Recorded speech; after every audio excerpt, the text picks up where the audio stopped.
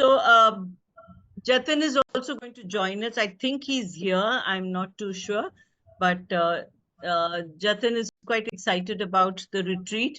So today I thought I would start the session and then hand it over to Mr. Ghosh to do his introductory bit about art appreciation. And then we thought we could end the session with a little music from Jatin. And if Jatin can connect it to our session here, then it would be even wonderful. It would be better than anything else then. So, as I had mentioned last week, as well as in the little blog note that I did, how poetry, art, music, everything is linked to each other. And this session of ours, the map session, music, art, and poetry, is all connected in some way or the other. And we'll make those connections come alive in our sessions. That's the motive. So today I thought, having mentioned something about the Grecian urn, I would like to start today's session. In fact, yes, thank you, Sandeep, for bringing that up here. So I did mention in this a little blog that I did that our map session clearly tells us the integration of art forms and how all art forms in some way or the other are in fact connected to each other and help each other grow, help each other, I think, become better, I would like to say.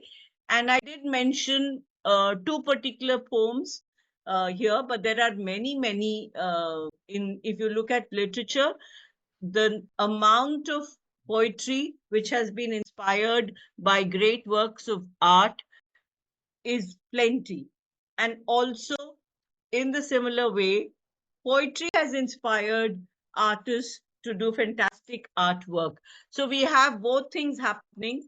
I have mentioned in my blog the name of William Carlos Williams, who wrote this poem about the landscape with the fall of Icarus. And he talks in his poem about how the landscape actually changed in order to suit this doom with the fall of Icarus, Icarus being, of course, one of those mythological characters. And he talks about nature over there in the poem and how nature became complementary to what was happening. So, since Sandeep has brought the poem on the screen, let me read this. It's a very simple poem, but it has a lot of allusions. It alludes to a lot of history because this is straight away a reference to Ovid's Metamorphoses. But we will just read the poem, just try to understand. We will not focus on who these characters were. Suffice to know that Icarus, the historical legendary character, hero in this work of Ovid, and when he fell, what happened to the landscape, how the landscape kind of complemented his death, is what the poet talked about. So here we are. According to Bruegel, when Icarus fell, it was spring. A farmer was ploughing his field. The whole pageantry of the year was awake, tingling near the edge of the sea, concerned with itself, sweating in the sun that melted the wings' wax. Unsignificantly off the coast, there was a splash, quite unnoticed. This was Icarus drowning. So that's the atmosphere that was created. That's the ambience, so to speak, at the death of this person. So see how things affect the mind. And William Carlos was a scientist, basically, but he also wrote poetry. So, it's not necessary that somebody who's a poet or let me put it the other way, somebody who is a scientist or a mathematician does not have the finer aesthetic senses or qualities of a poet or a painter. And if you look at Ode to a Grecian Urn, the other poem which I have mentioned in my blog, you will find a different kind of a connection between art and poetry there, because Keats was so moved by this Grecian urn and the carvings on the Grecian urn that he was driven to write this beautiful poem. And I think we'll straight away go to there is, the lines that stay in your head after having read this poem are the first two lines of the second stanza. I've never forgotten these lines. Heard melodies are sweet, but those unheard are sweeter. Therefore, soft pipes play on. He's saying that, after having seen the figurines on the Grecian urn. And then the last lines, if we go on to the last stanza, you will find this is something which is, it has become historic. So he talks about how beauty is truth, truth, beauty, that is all ye know on earth and all ye need to know. This is how he concludes the poem, and I think these are very often quoted lines of Keats. So, with that, having said this and having brought out the connection of poetry and art, I'm going to invite Mr. Ghosh to give us a little talk about art appreciation, and then we will move on to the music part of it. So here you are, Mr. Ghosh. He's an artist, an academician, painter, does a lot of other artistic things. So I'll give him the center stage. Come more to the side so everyone can see you and hear you. Good evening, all of you. I am going to give you a slightly different perspective about art. I look at it from a little different angle. Let's first understand what I feel about art. Art is something which one does because he wants to do it, because he has to do it, and he does it himself for himself. When I talk of this, it gives a picture why an artist paints.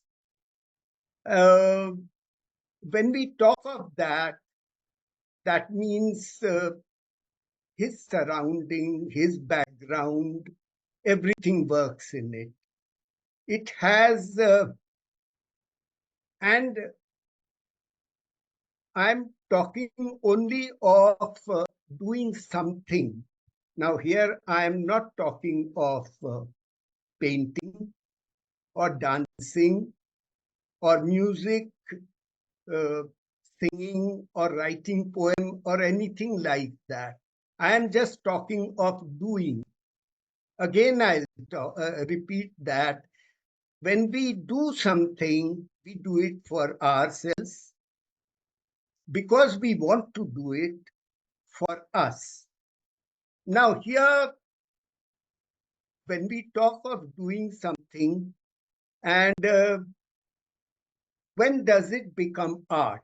It becomes art when it is kind of original, my own thinking, my own creation. Only then it becomes art. Now, when you start doing something, it can be divided into two parts. One is the software part of it, the thinking part of it, and the one is its grammar part of it, the methodology part of it. Now, when we talk of methodology part of it, this, in other words, we can call it craft. So art and craft. Art is the software part of it, and the craft is the methodology of doing something. Let me give you an example of an engineer. All the methods he uses, all the instruments he uses, the formula he uses, the metallurgy he uses, all that is part of craft. ultimately, when he does something, if it is something which others have done before, then it's not an art.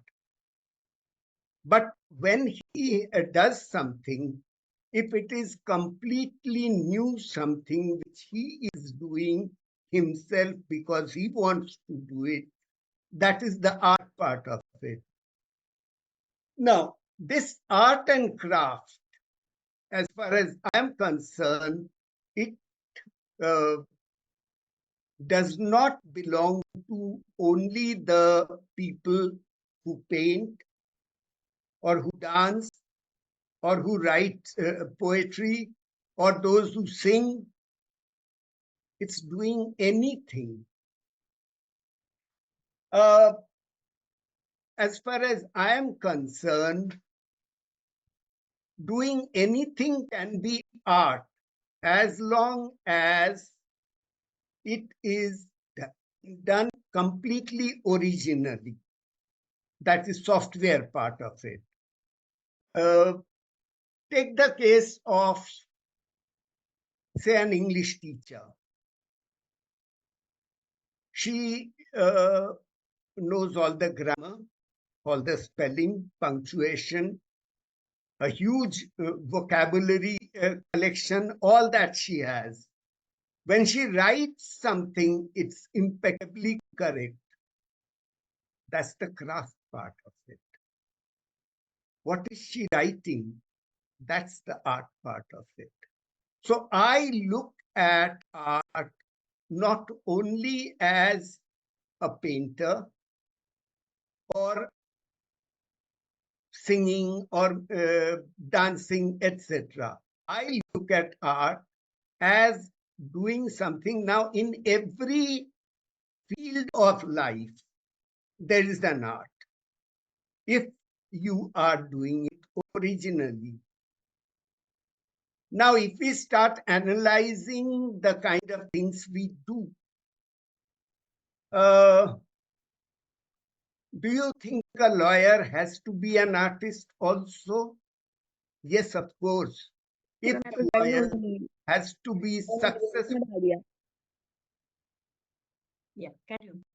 if the lawyer, sorry, if the lawyer has to be successful, he has to handle those uh, laws to suit him in his own way, in some new way, so that he can outwit others and reach to his goal. Without an innovative thinking, he cannot be successful. Take the case of a businessman, take the case of a teacher, name any profession. And as far as I or my knowledge goes, there is no profession which can survive without art in it. As far as I'm concerned, Einstein was an artist. All the engineers, those who have designed our new music systems, fridge and TV, etc., all the best of the lawyers, all the best of the businessmen, everyone is an artist, basically. Only their field is different. Art is just a thinking part of it, creative part of it. But that is not enough. I may start thinking that I want to draw a painting where a child is, two children are playing. One is making a one is making a sandcastle, and the other is slowly trying to pour water standing behind her. Now, it's a lovely idea, but the question is, can I paint it? Two aspects of this game you can make out very clearly. You may have ideas, but do you have the hardware to implement it? Do you have the method to implement it? In the game of cricket, a batsman may think when the outswinger ball comes at the leg stump and goes beyond off stump, how am I going to play? I am going to hit it to a six. But does he exactly know where his foot position and the hand position is going to be so that the ball goes for a six or for four? I can go on and on about various fields where you can think quite well, but do you have the hardware? So the question comes whether the craft is more important or the art is more important. Now, I feel that this cannot be answered straight away just like that, because without both, one can be more, one can be less, but without both, nothing can be done. You have to have the mastery over the methodology, the grammar. On the other hand, you have to have that much originality and thinking in your mind that you can do that, execute that correctly. If you don't know the color scheme, if you don't know the anatomy, if you don't know the perspective, you have to learn before you actually start drawing. The same way for music, the same way in the case of law, or same way for a scientist. You have to know the craft part of it. Craft part of it is prerequisite. You cannot compromise. Craft part of it is but only craft part of it doesn't become art. And only the art part of it cannot stand until there is a body. And that body is the career, that is the idea you have, that has to be carried with something, either words or lines. The form has to have all kind of these helps with which you can express yourself. So for understanding art, or as to appreciate art, first thing is one has to understand what art is, which part of it is art. Very often, generally in our society, we use the word art very loosely. We feel as if only the software, only the fine arts part of it is art, and those things like business, engineering, and law, or all those things are not art. They are anything else but art. No, there is no actually gap between these two. And that's why we people think that right from childhood, a child has to be handled in such a way that the mm, child grows with his all imagination. A simple question: when a child tells a lie, everyone says, don't tell a lie. But think about it. Is the child imaginative?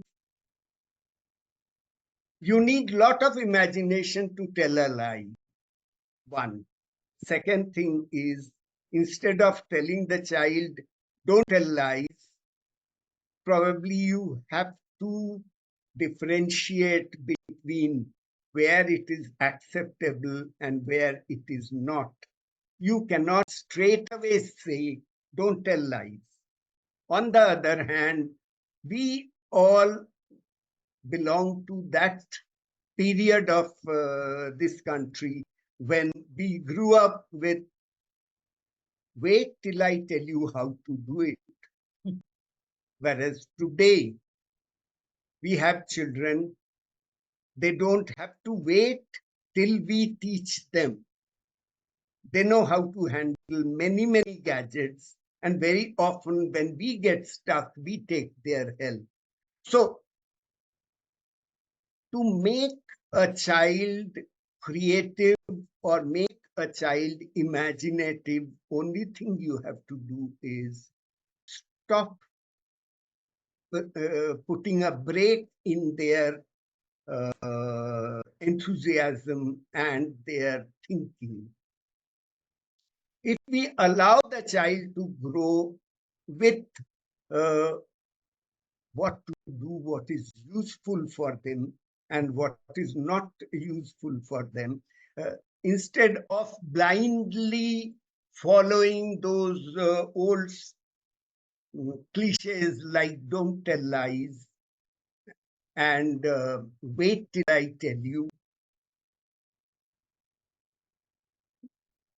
these children will grow much, much better. And that is why we feel that right from childhood, child should be allowed to think. In other words, don't do anything that will hinder the child's imagination or creativity. Question. Huh? Any questions? You can take again. Are there any questions? Anything that anyone would like to ask, challenge? So, Ashish, Tell me. you know, we have been conditioned to think in words, which today is very detrimental because it's the world of free form today. So, how can one get out of this thought process which is governed by word first? I really didn't understand the question very clearly. The Can way you we are brought rephrase up, it? we can only think in words. We can't think in form. Hmm. So, how can we encourage people to think in form, free flow? See, Abstract. words actually define our thought today. We first think of a word and then think. Vocabulary and word today has become a challenge. Unlike if you look at the artist's perspective, visualization and imagination is first. So, how do we get people out of this syndrome where they only think in words? No, I think this is imposed. A child is born without these things, the hindrance you are talking of. But A child start imagining and thinking very small at a small age. He doesn't think in terms of words. Words come later. Form comes first. And what I was trying to say is whatever we say, we think of the problem you are giving, that word governs us. We have to avoid that. We don't do anything that actually hinders his thinking. I respect Allow. that totally. I am saying now that it has happened, what is the next step to cure it? The but disease, sir, the malaise is already there. Now we adults in this room have this malaise. We are not children of 3 years old. Yeah. Now that we have reached that stage and we are coming to an introduction to you, we are coming back to childhood. How can you help us now in terms of thinking like artists? sir, can I say something, sir? Yeah. Sir, by the way, are you trying to make words different from the visuals? Because somewhere we can also say na, that words are also a visual form of an idea. What is a word? At the end, word is an idea. Yeah, that's a good perspective, Jatin. Word is an idea, undoubtedly. You can visualize Yeah. words, right? Word is And a that's visual form of an idea. yeah.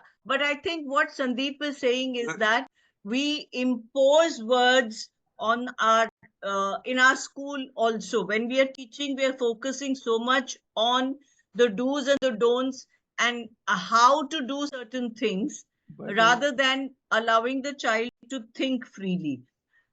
That's why, Sandeep, a lot of progressive schools and a lot of alternate schools that are emerging today are trying to get the children to think and to think in their own way so that there is a bit of freedom involved in the way children imagine, in the way they draw, in the way they write, in the way they speak. But this is far and few. But a lot of a lot of thinkers have thought in this way, where they feel. I mean, Maria Montessori herself, and she's not new at all, but she always said that let the child express himself or herself the way he or she is thinking, and let's develop the child on his or her pace. But we don't do that. We want everybody, for us it is one size has to fit Yeah. everyone, and Brilliant. that's I where. think So let's when give you're Jatin talking a step about in. changing anything, it's Yeah, about, it's like changing the entire system. It's about changing our beliefs, it's changing the religion, so to say, when we want to change all these things. And it's a very, very difficult thing. It's a very tall order today, but yes, certainly somewhere we can make a Yes. beginning. Yeah. see, Yeah. I'm glad we made a beginning, and I think Jatin should come in because he took the chord beautifully. Yeah, Where he said, "Word itself is an art form." is an art form. He answered this question in a very beautiful perspective, and that's Yes. the difference between you and us who have grade and someone who's yet to Mm, grade. mm. May True. I come in here? Yeah. yes, So, sir. Ashish, over to you, Yeah. and then Jatin must step in now. Yeah. Huh. Now, what my way of thinking is, uh, everything cannot be expressed in one particular form, one particular medium. Say, for example, words are, it's a medium. Talk is a medium, writing is a medium. Everything can't be expressed exactly the way it has to be expressed. Maybe it can be expressed in dance form, maybe it can be expressed in music form. So, every medium has its own limitations, as well as every medium has its own uh, Advantage. power to express. Absolutely. I think you got it absolutely beautifully. I think this last 15 minutes have been very thought provoking. And the way you made us think today, that itself is an art. So, on that note, I think let the artist step move in now. Artist, over to you, Jatin. Yeah. Okay. Good evening, everyone. Good So evening. today I want to discuss about this one composer. His name is Debussy. And why I'm talking about this composer, because a lot of compositions that were made by Debussy were directly linked with the poetry. Can you spell And his name, Jatin? We couldn't yes, hear ma'am. his. Yeah, Debussy. Am I clearly audible? D Yeah. E B U S S Y. right. Debussy. A lot of his compositions were directly linked with the poetry. Apart from that, few weeks ago, I was also discussing with my friend about the harmonies, and it was all about the technical side. And that's how the topic came in between our conversation. Like, let's explore some things about the Debussy, because he was considered as the genius also in terms of the music. So, by the way, today the composition that I will be discussing is Clair de Lune, which means moonlight. Clair de Lune, it's a French word, and so the poem from which the Debussy has taken the inspiration was written by the Bellarmine poem, which has directly inspired the piece. So this poem actually, I want to just give a small summary about this poem. So actually, this poem gives you the dreamlike and emotional scene, and it is describing quite a magical evening where the people are in the mask, and in the costume and are dancing and playing the music beautifully, but inside they are sad. Outside they are very happy and they are dancing, but inside. And once you are seeing that the Clair de Lune, moonlight, so we can also imagine like when moonlight falls on some object, what kind of feeling, I mean, what kind of दो visual does it दो give minute to रुको रे. us? So it's also about that. Apart from that, I would like to recite the poem first before showing you what I really found interesting here. So the poem starts like, your soul is a chosen landscape where charming masqueraders and burmaskers go playing the lute. By the way, charming masqueraders, the masqueraders like the gathering where people wears a mask and playing the lute. Lute is a musical instrument, which lute is a very old musical instrument through which the guitar got evolved. Right now today is the guitars that we use. It is kind of a lute also, the advanced modern version of a lute, you can clearly say. Okay, playing the lute and dancing and almost sad beneath their fanciful disguise, singing in a minor key. Minor key, they wants to say that minor key is like the sadness. We use a minor key in the music when we wants to compose something related to sadness. So singing in a minor key of victorious love and pleasant life, they seem not to believe in their happiness, and their song mingles with the moonlight. Right now they want to relate moonlight with the sadness also, and with the mystery also, and it's like a dreamlike state. The calm moonlight, sad and fair, that sets the bird dreaming in the trees and makes the fountains sob with ecstasy, the tall, slender fountain among the marble statues. Yeah, Okay. it's a beautiful piece, that line there. The tall, slender fountain sprays among the marble statues.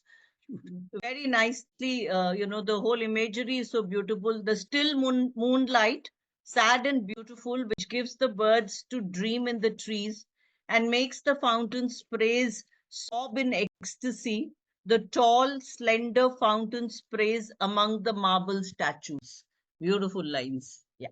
Okay, so here I would like to share my screen also, and I hope you will enjoy how they have blended the piano music. Actually, this music was composed for the piano only, but right now so many transcriptions are available for different instruments also. But here is a piano music that was composed by the Debussy, Clair de Lune, which is Moonlight, and how it is described through the dance form. I hope my screen is clearly visible to all of you. Is it visible? Yes, sir. So, Right now it's blank, but yeah, I will play the yeah, music. Please once you let me know. display it, yeah, it is. And music is audible? Yes. Perfect.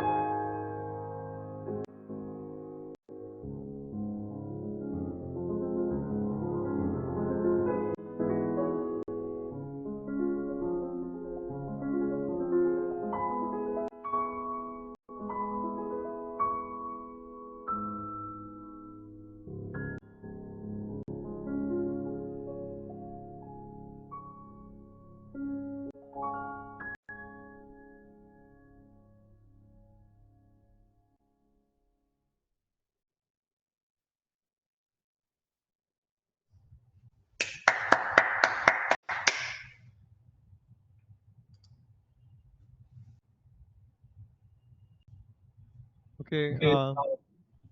So this was the Brilliant, whole brilliant. video. That was lovely. And I'm just trying to figure out how did the musician connect with this poem in this way, and the visuals, they were the icing on the cake. It was really a very nice piece, and thank you, Jatin, for having researched and done this piece of work and brought it to us, because I don't think any one of us has ever seen anything like this or heard anything like this. So hats off to you. Thank you so much, ma'am. It was really beautiful, And Jatin sir. Really thank you nice. so much. Over to you, ma'am. Yeah. So that's I don't know whether we should say anything after this, because that has left us, at least my hair was standing on end, and it's something that has moved us. It's something that is, it just shows about or strengthens our belief about having this combined session of art and music and poetry, because we can see how clearly all these things get enriched by each other. It's, if one did not have this background of the poem, then just this piece of music wouldn't have affected, at least I'm talking about myself, it wouldn't have affected me the way it did had I not known the background piece to this. The music in itself, of course, is wonderful, but when you know about the background of it, and when you have this kind of a visual to go with it, then the impact that it has is something different. That is what my personal experience has been this evening. And this is the second time that you've done this, Jatin. Last week you showed us that visual, which again was really, really something that touched us. And today again. So, so there you are, creativity at its best.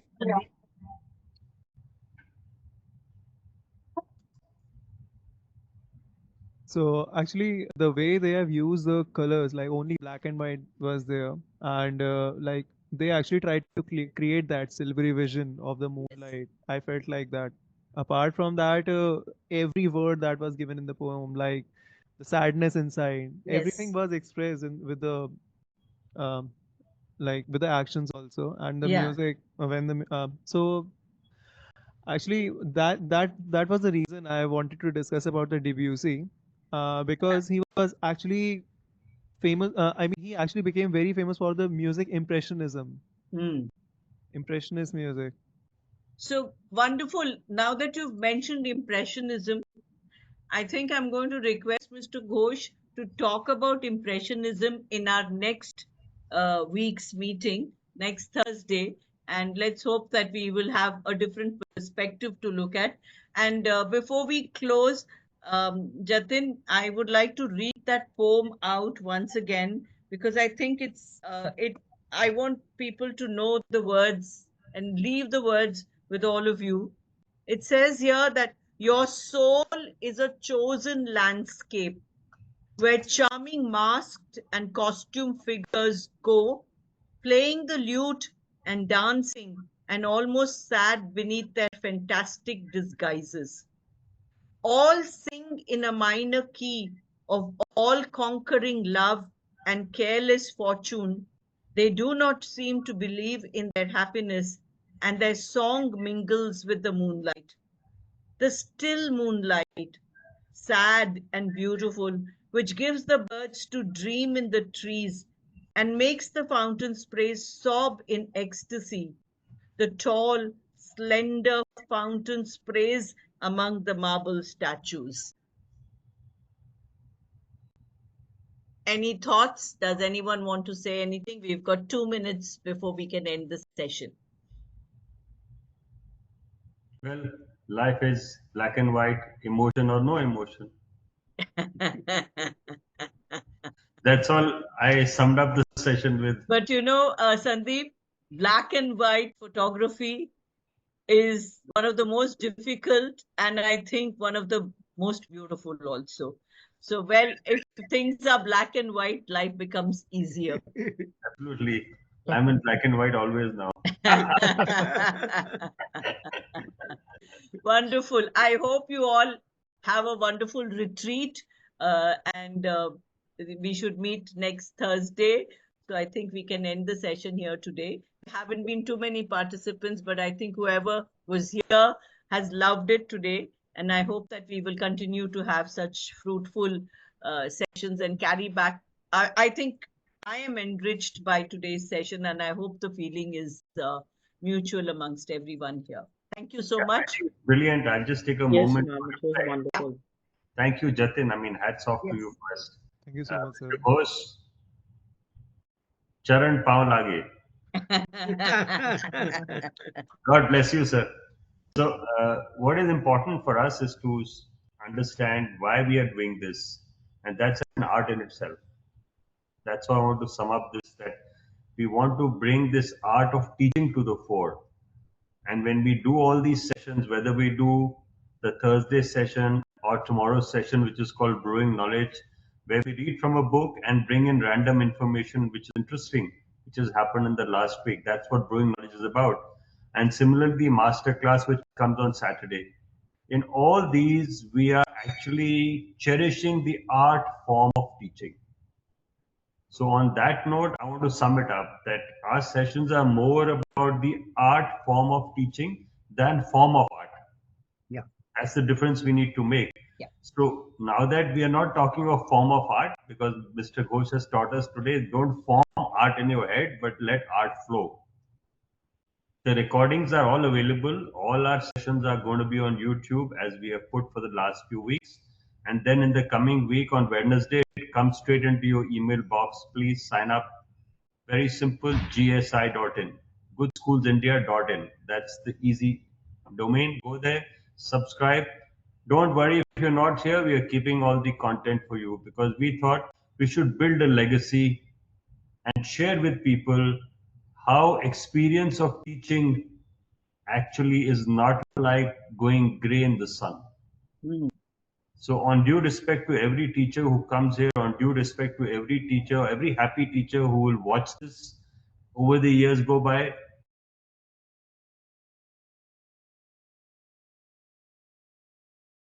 Thank you. Thank you so much. to all. Bye bye. Thank you.